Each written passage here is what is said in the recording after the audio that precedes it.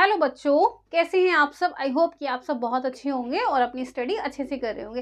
देखिए, आज के इस क्लास में हम सॉल्व करने वाले हैं क्लास 10th मैथ्स एनसीईआरटी से chapter number 7 coordinate geometry exercise 7.1 में ही हमारा एक पार्ट है जहां पर हमें टाइप्स ऑफ क्वाड्रिलेटरल की नीड पड़ती है इन क्वेश्चन नंबर 5। ओके, 5, 6, 7 हमें टाइप्स ऑफ क्वाड्रिलेटरल की नीड पड़ती है। हमसे पूछ लेते हैं 4 कोऑर्डिनेट्स देके कि बताइए कि ये किस टाइप का क्वाड्रिलेटरल है। तो उस क्वेश्चन को सॉल्व करने के लिए मैं यहाँ पर आपके लिए एक रिमेम्बरिंग पॉइंट, ठीक है, जो भी हमें क्वाड्रिलेटरल में रिमेम्बरिंग पॉइंट्स होते हैं वो हमें याद रखने चाहिए, तो वो मैं आपको यहाँ पे बता देती हूँ। टाइप्स ऑफ क्वाड्रिलेटरल में रिमेम्बरिंग पॉइंट्स। ओके,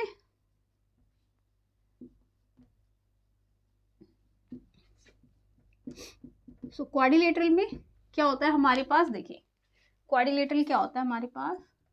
सबसे पहले आता है हमारे पास स्क्वायर। क्वाड्रिलेटरल क्या होता है कि there are 4 vertices and 2 diagonals. Diagonals are the lines which we get joining the opposite points. Okay, in a quadrilateral. तो यहाँ सबसे पहले आता है टाइप्स ऑफ क्वाड्रिलेटरल में हमारे पास स्क्वायर आ जाता है। ओके, सो स्क्वायर आ जाता है। देखिए, चलिए मैं आपको क्वाड्रिलेटरल भी लिखवा देती हूँ यहाँ पे, है ना। ये हमारे पास A, B, C, D। सो यहाँ हम राइट करेंगे कि ABCD is a quadrilateral. Okay, quadrilateral. अब इसमें किस किस टाइप के आते हैं। सबसे पहले आता है हमारा स्क्वायर। स्क्वायर आता है तो स्क्वायर की क्या प्रॉपर्टीज होती है हमारे पास कि all sides are equal. So A, B, C, D, AB, BC, CD and DA। अगर हमारे पास 4 कोऑर्डिनेट्स गिवन है और हमसे पूछ रहे हैं कि check the given coordinates are the coordinates of square, तो हम कैसे चेक करेंगे। हमें यहाँ पे चेक करना पड़ेगा कि AB equal to BC equal to CA equal to CD। यहाँ पे आएगा CD इक्वल टू DA। इसके अलावा क्योंकि जो 4 साइड्स होती हैं वो तो हमारी रोम्बस की भी इक्वल होती हैं, ठीक है। तो इसके अलावा हमें यहाँ पे इसके डायगोनल्स भी चेक करने पड़ेंगे। डायगोनल्स इसका मतलब BC और BD और AC। तो B पार्ट में हम क्या करेंगे, यहाँ पर B पार्ट में क्या चेक करेंगे कि diagonal AC equals to BD भी हमारे इक्वल होने चाहिए। और AB, BC, CD, DA, AC और BD ये आप कैसे निकालेंगे, यूजिंग डिस्टेंस फॉर्मूला। ओके, आपको यहाँ पे इनके कोऑर्डिनेट्स गिवन होंगे, तब आपको डिस्टेंस फॉर्मूला लगा के ये सारे डिस्टेंस यहाँ पे फाइंड करने हैं। सेकेंड आता है हमारे पास रोम्बस। Okay, rhombus. तो रोम्बस को हम इस तरह से ड्रॉ करते हैं। ओके, देखो A, B, C, D। तो ऑल साइड्स तो रोम्बस में भी इक्वल होते हैं but diagonals are not equal. तो यहाँ हम राइट करेंगे कि AB equal to BC equal to CD equal to DA B part में, but AC is not equal to BD। तो इसका मतलब जब भी आपसे रोम्बस या स्क्वायर की बात की जाए तो ऑल साइड्स तो आपको चेक करनी ही है, साथ में आपको डायगोनल्स भी चेक करें। डायगोनल्स अगर इक्वल आ जाते that means this is the square, otherwise diagonals equal नहीं आ जाते तो that means the given vertices are the vertices of a rhombus. ठीक है, तो 2 हमने बता दिया आपको। थर्ड आ जाता है हमारे पास यहाँ पे रेक्टेंगल।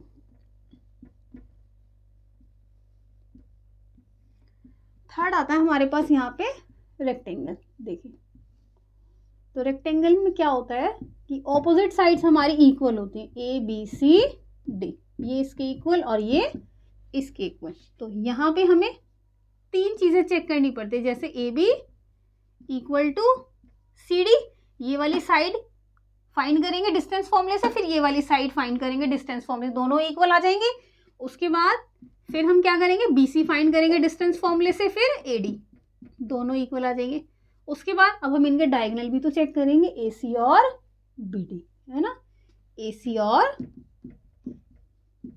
BD, है ना, ये हमारे यहाँ पे डायगोनल्स है। यहाँ पे भी लिख दो डायगोनल, यहाँ पे भी राइट कर देते हैं। ये नॉट इक्वल टू का साइन है। ओके, इक्वल करके उसको कट कर देते हैं, डायगोनल।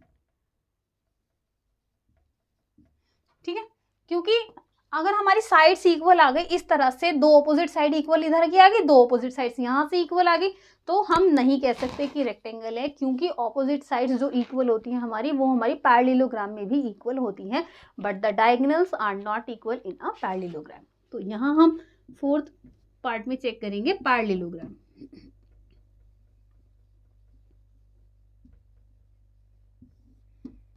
तो पैरेललोग्राम की फिगर एग्जैक्टली रेक्टेंगल की जैसी होती है।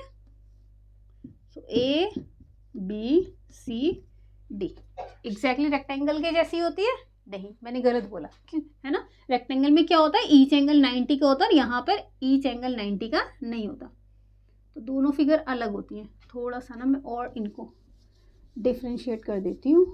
देखिए इस तरह से, है ना, ये साइड्स इस तरह से ना थोड़ी सी तिरछी होती हैं।